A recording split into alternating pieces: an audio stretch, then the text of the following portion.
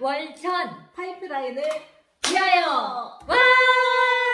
오늘은 짝 소리가 잘 맞네요. 오늘 아주 잘 봤습니다. 오늘 잘 될 것 같아요. 네. 뭔가. 네. 벌써 오늘 5번째 시간, 돈수다의 5번째 시간입니다. 벌써 5번째 시간이네요. 네. 네, 이제 조금 익숙해질 만도 한데 아직도 약간은 좀 여러 가지 어려움이 있습니다. 아니 그나저나 네. 조유미 대표님 헤어스타일이 완전 바뀌셨어요? 동글동글하게 바뀌죠. 봄맞이 헤어스타일 이렇게 또 새롭게 변신하셔서 네. 새로운 또 모습으로 보여드리려고 하시는 것 같은데 잘 봐주세요. 네, 아주 예쁘게 좋은 봐주세요.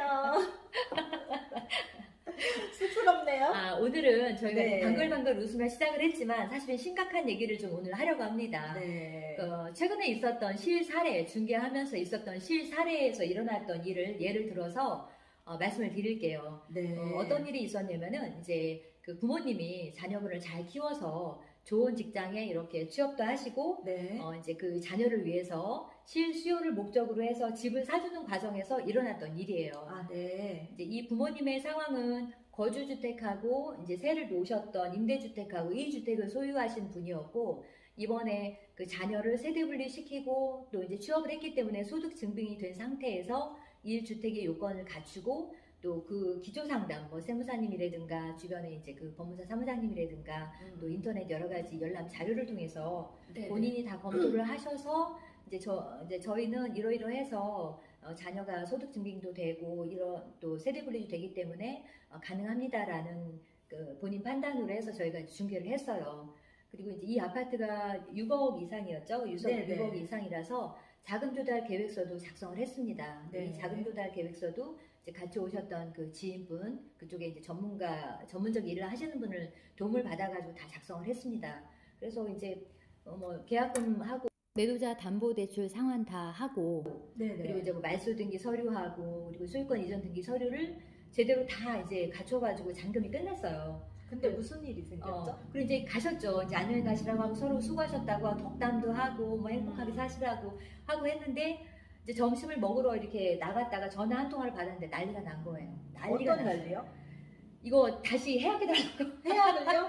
다시 해약해주고 다시 원상복구해서 이 집 못 사니까 어떤 일을 해달라고. 작년까지 다 넘어갔는데 더구나 말도 잘 안 되네. 더구나 이 매수자분은 금융계통에 오래도록 일을 하셨던 분이기 때문에 네네. 이 계통에서는 일반인은 아니셨어요. 그래서 네. 저희도 뭐 당연히 뭐 아무 문제도 없게 진행을 됐었고 또 네네. 워낙 좋은 집이었기 때문에 서로 좋은 인연으로 마무리가 될 거라는 생각을 하고 있었는데 아주 난리가 난 거예요. 누구도 해결할 수 없는 상황이 돼버린 거예요. 왜냐하면 지금 그 이제 소유권 이전 서류를 가지고 이제 시청에 네네. 가서 취득세 고지서를 끊어야 되잖아요. 그쵸. 근데 취득세 고지서를 끊는데 1주택에 해당이 되는 취득세를 준비를 해가셨는데 네네. 3주택 취득세를 내라고 그러면 3주택이면 네. 본인 거주주택이랑 임대주택이랑 혹시 이 아들 집도? 아들 집이 3주택이 돼서 세대 분리 요건이 안 된 거예요. 그 인정이 안 된 거예요. 3주택이면 비규제여서 8%. 8%. 거의 그러니까 7배? 그러니까 1점 몇 프로 이렇게 내려다가 그러니까. 뭐 하여간 수천만 원 말도 못하게 큰 금액이 이제 취득세를 내라고 하니 난리가 난 거죠. 난리네요. 네, 난리가 난 거예요. 그래서 뭐 하니 안 하니 막 하면서 그날 접수를 결국 등기 접수를 못 했습니다. 못 하고 네. 이제 좀 해결책을 방안을 좀 모색해보자. 일단 달래죠. 달래고 저희 나름대로 어디에서 도대체 이게 문제가 생긴 건지 짚어보는 과정에서 이제 원인을 찾은 거죠. 어떤 이제 원인을 찾았는데 이제 그 세대 분리의 요건과 소득 증빙의 그 두 가지 요건을 충족을 해야 되잖아요. 1주택이 네. 때문에 인정을 받으려면. 근데 여기에서 놓친 거예요. 놓친 게 직전달.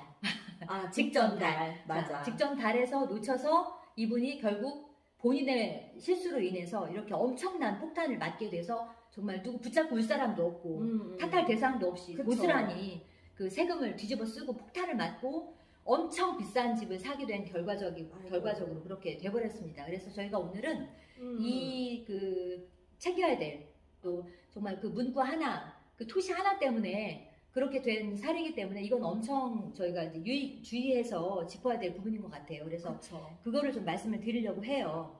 먼저 그 우리 조유미 대표님 이렇게 또 그 이미지도 이렇게 좀 새롭게 변신하시고 하셨으니까 그 우선 그 세대 분리에 대한 그 나이나 이런 거 요거를 좀 한번 얘기를 좀 해주세요. 세대 분리를 인정받기 네네. 위한 기본 그 내용을 좀 이야기 좀 해주세요. 저희가 세대라고 하면 한 가족이 네. 한 집에서 사는 사람들을 한 세대라고 보거든요. 그렇죠. 근데 이게 주민등록상 분리가 됐다고 한 세대가 아닌 게 네. 그분이 분리를 했어도 자녀가 내 집에 살면 같은 세대로 보는 거예요. 그게 주소가 다른 데 되어 있어도 주소뿐만 아니고 네. 몸도 나가서 살아야지 세대가 분리가 되는 조건이에요. 그렇구나. 그게 세법상 세대 분리라는 거거든요. 네. 그거를 세대 분리를 나이 30세 기준으로 네. 30세 이상이거나 네. 아니면 혼인을 한 경우 30세 미만이라도 기혼자네요. 혼인을 한 경우에는 주민등록 분리 플러스 세대 분리만 해도 네. 아무 이상이 없습니다. 세대 분리를 인정을 받는 네네, 거예요. 받는 거죠. 그러나 이게 더 중요해요.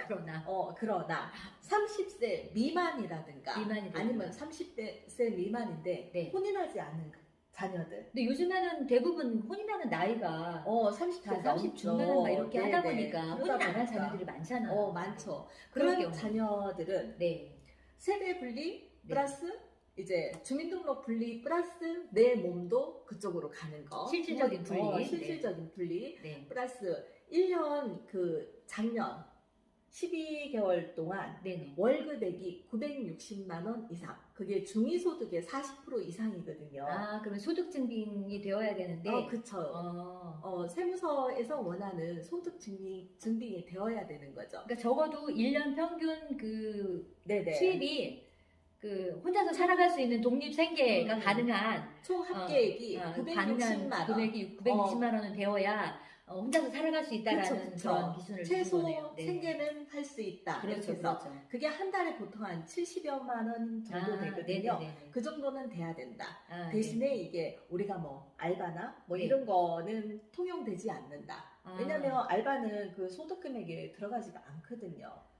그러면은 그 네네. 소득 증빙이라고 하는 것이 단순히 내가 가서 번 돈을 다 합산한 게 아니라 그거는 아니고요. 객관적인 자료에 의해서 네. 그게 이제 근로소득이든 사업소득이든 뭐 연금소득이든 아니면 기타 소득이든 이런 것들이 정규 급여 형식을 갖춘 그다음에 네. 이제 뭐 사대보험 좀 이제 그런 사대보험이 거. 되는 네네. 이런 그 소득이 이제 소득 금액으로 인정을 받을 수 있는 금액인 거네요. 네, 그죠? 세무서에 이제 직접 신고한 금액이 소득 금액이 되는 거죠. 그러면 이거를 알아보려면은 네네. 어떻게 알아봐야 되나요? 이 뭐 소득 금액. 국세청 홈택스나 손택스 아니면 정부 24 가서 네네. 이제 나의 소득 금액 증명원을 뛸 수 있거든요. 그러면 그거 보시면 실질적으로 정확하게 나옵니다. 그러면은 이게 이제 내가 알바한 거라든가 누가 뭐 이렇게 줘서 받은 이런 것들이 아닌 네네. 지금 여기에 그 자료에 의해서 된 거가 이제 그 증빙 소득이 되는 거네요. 네네. 그러면 이 소득이라고 하는 거가 예를 들면 지금 이분처럼 내가 이제 그 소유권 이전을 하는 그 날 기준.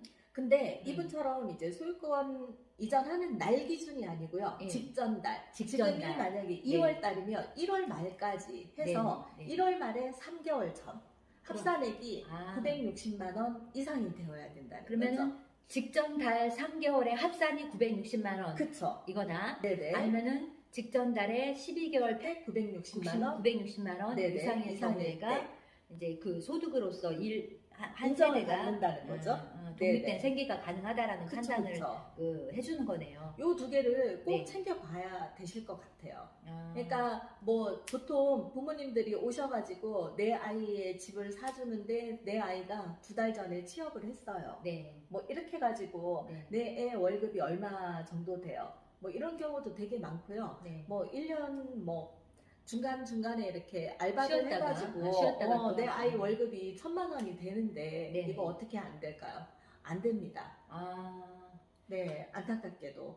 근데 진짜 얘기를 듣고 보니 저희가 정말 아주 그 직전 달인지 아니면 해당 달인지에 대한 그 아주 미세한 차이 때문에 사실 이분도 그 3주택 취득세 폭탄 맞으신 분도 소득 그 금액이 몇십만 원 모자라서 이렇게 됐어요. 그 몇십만 맞아요. 원 때문에 몇천만 원이 지금 이렇게 된 거예요. 그래서 저희가 그 법 조문이나 아니면은 이런 어떤 규정이나 이런 것들은 아주 꼼꼼하게 정말 토시 하나라도 잘 챙겨서 봐야 될 것 같아요. 게다가 네. 지난번에 나왔었잖아요. 취득세 뭐 2주택일 때는 1에서 3%, 1주택하고 같이 이제 완화를 네네네. 시켜준다. 네네. 그리고 3주택일 때는 뭐 8에서 지금 현행은 12%이지만 네. 4%에서 6%까지 낮춰주겠다. 네네. 이렇게 됐는데 요번에 오늘 뉴스 보니까요. 네. 이게 지금 잘 안 되는 것 같더라고요. 좀 그러니까 안타까운 게. 그런 아쉬움이 있습니다. 저희가 이제 현장에서 이런 일들을 진행을 하면서